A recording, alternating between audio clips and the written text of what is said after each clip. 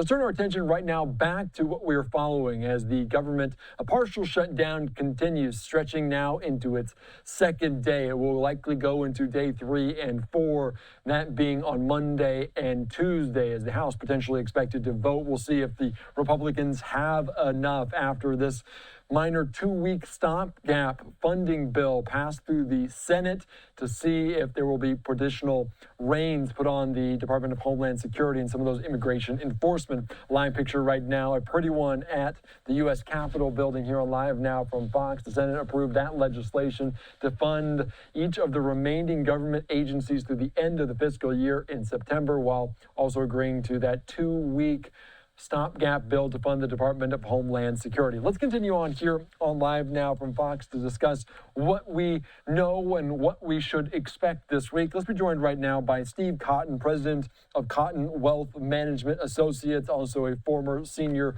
legislative assistant there in Washington, D.C. Steve, thank you so much for joining us. Obviously, we're just expecting a short shutdown, a partial one right now. Heading into a new week, are you optimistic that this time frame the GOP has is a go? Well, I am cautiously optimistic. The House will come back into session tomorrow. Speaker Johnson has first item of business is to pass the rule which governs how the bill will be taken up. And it just requires a simple majority of Republicans to vote to support and pass the rule. Right now, the Republicans are 218 to 214 Democrats, and I expect the rule to pass. But the larger question is what kind of negotiations the Speaker is going to have to engage in, and the White House with the House Republicans, or the House Democrats, because the Democrats want to impose some restrictions on ICE going forward. Now, ironically, most of the ICE operations were already funded in the One Big Beautiful Bill passed this summer. So this fight is not so much over funding as it is the Democrats' effort to add in some amendments to restrict ICE, to require body cameras, things like that, require them not to wear masks. And I think the Republicans might go along with requiring body cameras because if you talk to the law enforcement community, some of them are actually in favor of that because oftentimes it will reflect, it'll defend the officer's actions, and it will show how unruly the person they were dealing with was.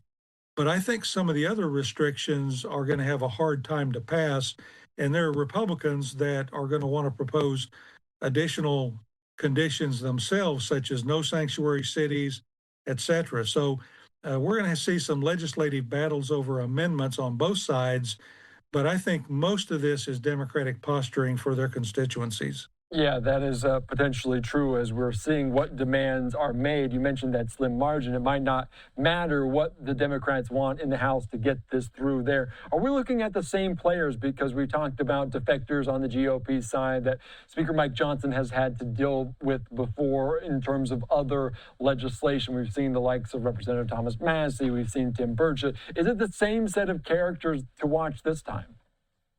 Well, Marjorie Taylor Greene is no longer a member. She resigned, so that takes out one of the unpredictable Republican members that's bedeviled the Speaker. I think Hakeem Jeffries has been very successful at keeping the Democrats unified in all of their legislative and political initiatives. The Republicans, not so much. The Republicans are like herding a room of cats. And some of them are more hardcore than others.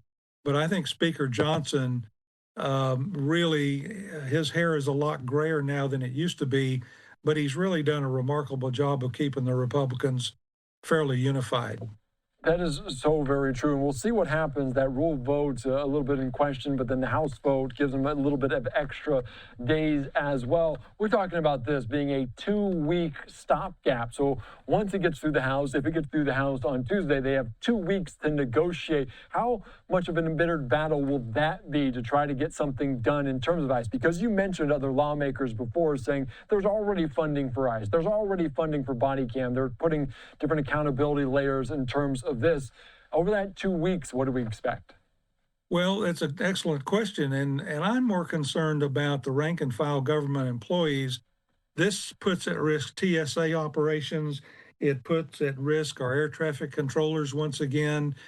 And this has a very damaging effect on federal employee morale and operations. And it's terrible. It's a terrible practice to shut down the government for political reasons. In the past, there have been times when the Republicans did it. The Democrats have been doing it more lately. But it's like a sledgehammer when you really need a scalpel, and it's a terrible tactic. It is just damaging to the federal workforce, and it puts at risk the safety of the flying public. And I just think that's a lose-lose deal for both parties if it goes long. I don't think it will go long. I think they will get this resolved.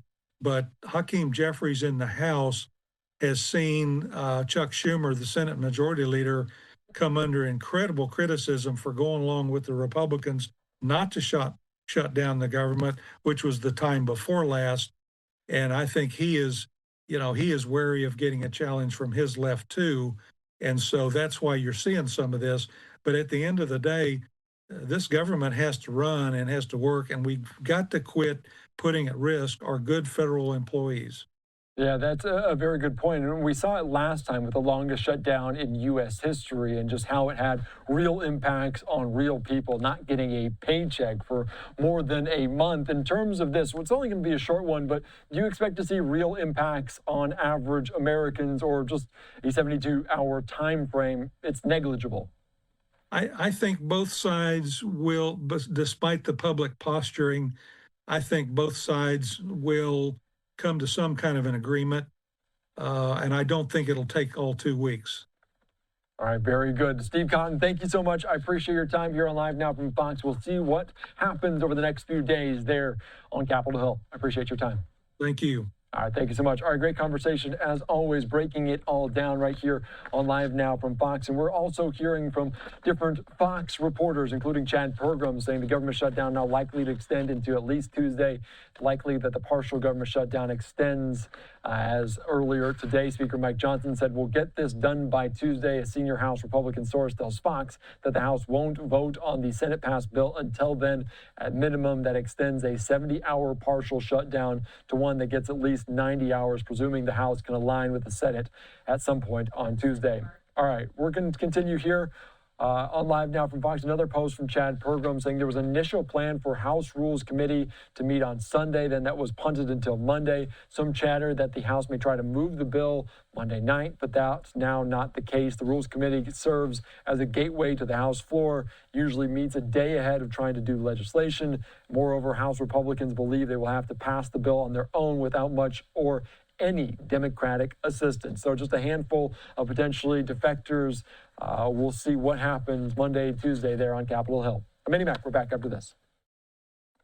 All right, welcome back in here to Live Now from Fox. A mini 2-week stopgap bill was passed through the Senate, and now the House must take it up. This coming over the next several days as the partial government shutdown in effect at this moment. A live look right there at the U.S. Capitol building as we're learning more information about what's exactly happening and what we could see come Monday and Tuesday. Departments losing funding during this shutdown includes the defense, funds the actives of the Department of War, Department of Homeland Security. Of course, they passed through 5 of these 6. The only one still left is that Department of Homeland Security. So that one is the big conversation right now, especially after what's going on the ground in Minnesota. Let's be joined right now by Politico's Aaron Pellish. Aaron, thank you so much for joining us here on Live Now from Fox, and lots of conversations about what to expect Monday and Tuesday.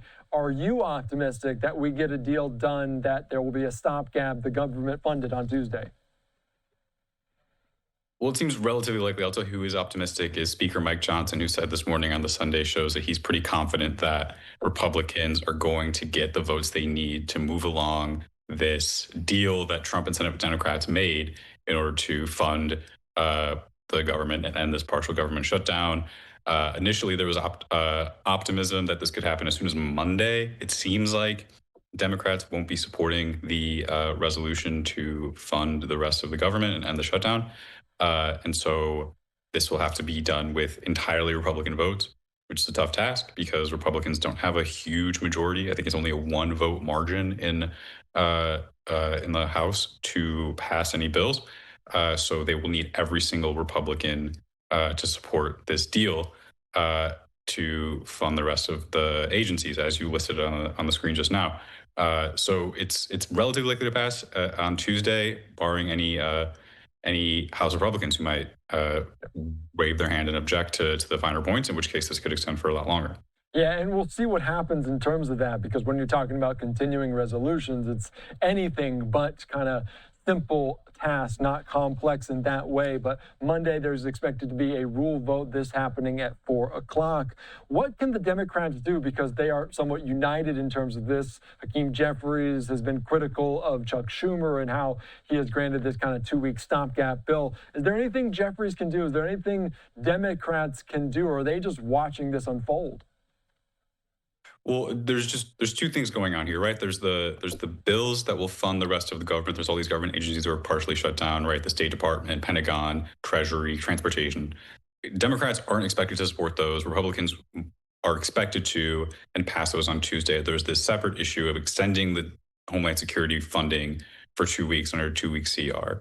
It seems like, based on what we've heard from Mike Johnson this morning, that Democrats have been demanding certain reforms to ICE and to Border Patrol and immigration enforcement as a result of the Alex Pretti shooting in Minnesota and the Renée Good shooting also in Minnesota, and all of the protests and disruption going on in that city.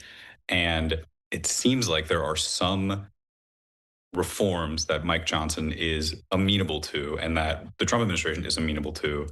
The question is how insistent Hakeem Jeffries and Democrats, and Chuck Schumer and Democrats, by the way, because Chuck Schumer is also involved in this negotiation, how amenable they are to settling with Republicans on what they can both agree on, or pushing for some of the reforms that Republicans are less likely to adopt. So there is some negotiation that could happen in the next 2 weeks that could fizzle out and stall if if Democrats really dig in their heels and Republicans don't want to meet them all the way.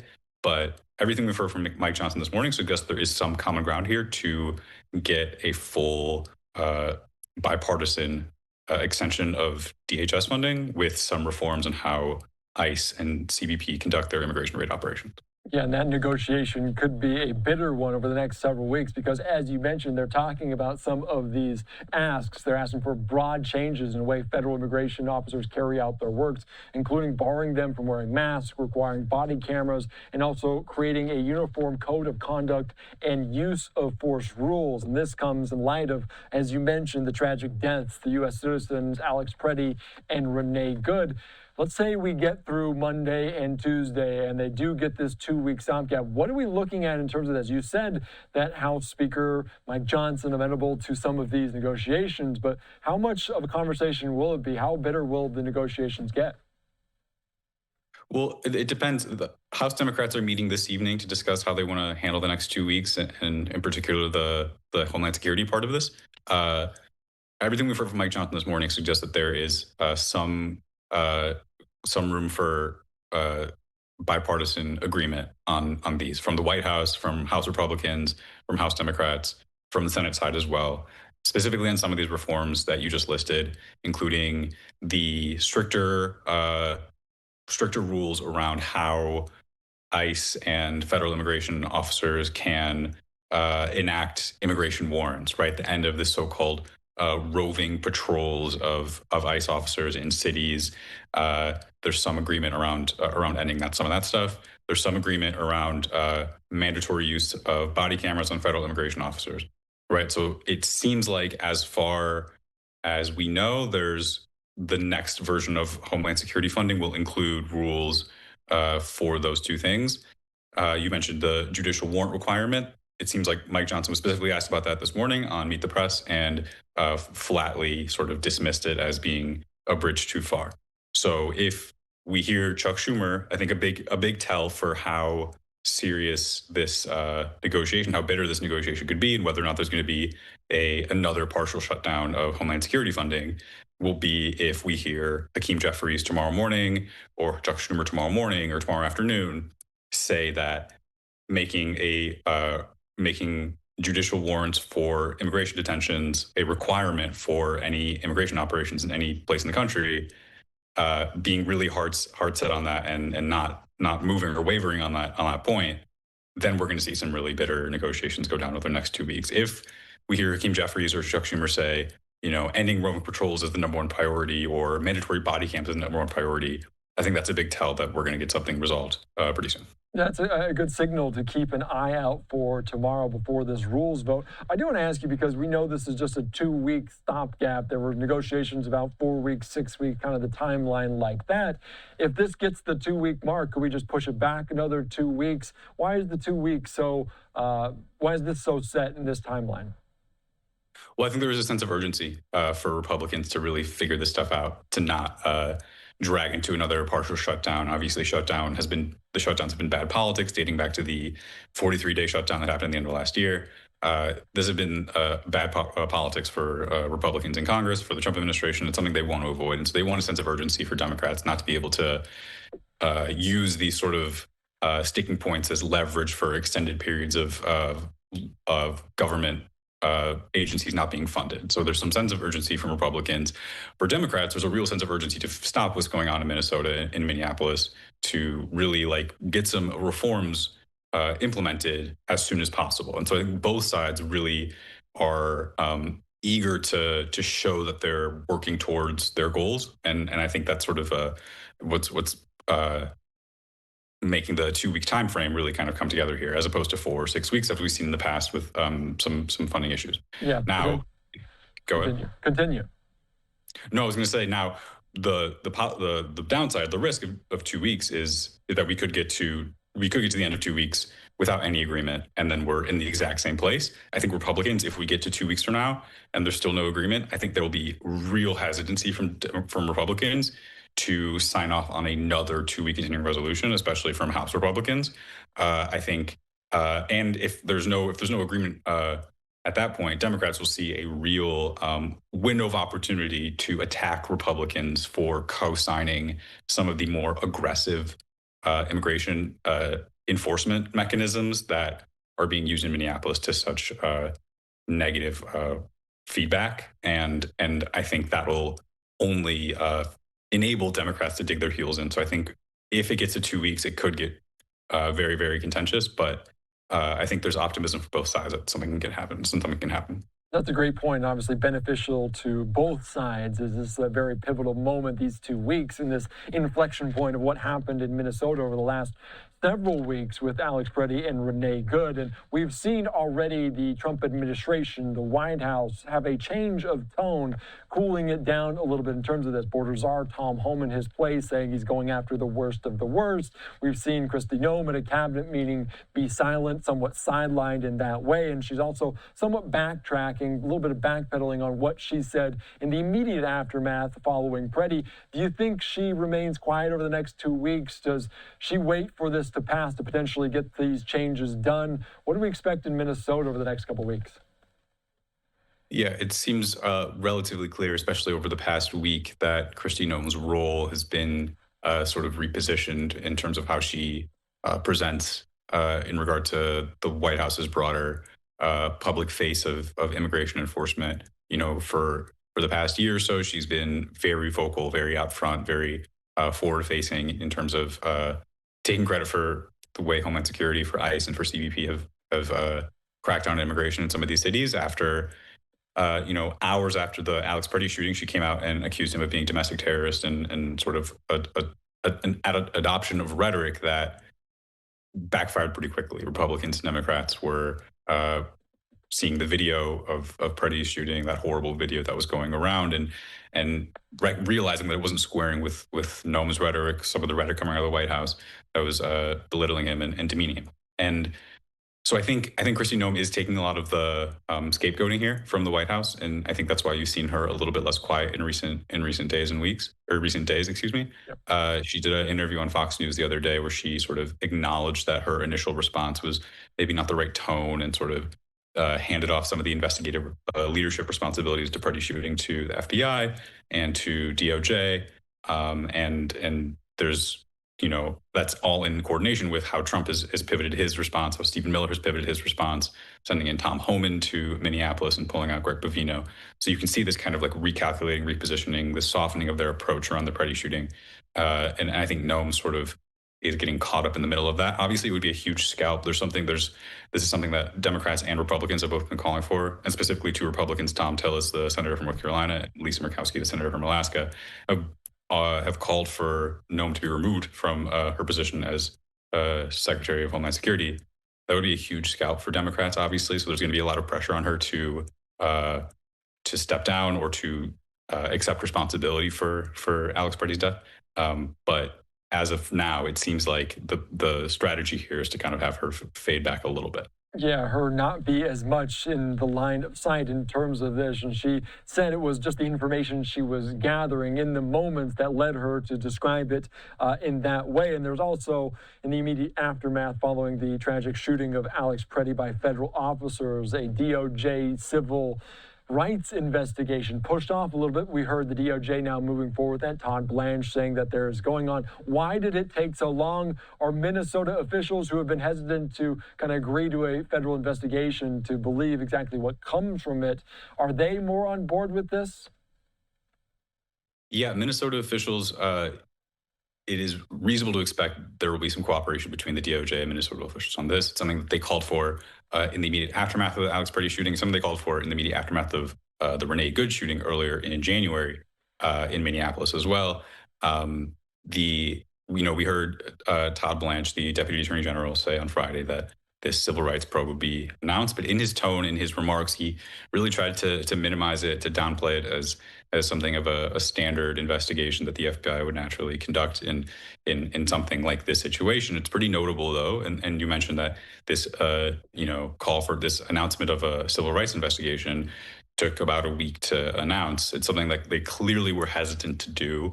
It's something they chose not to do in the wake of the Renée Good shooting, and that decision led to the resignations of a handful of top officials in the Department of Justice's Civil Rights Division over that decision to not do a civil rights probe into Renée Good.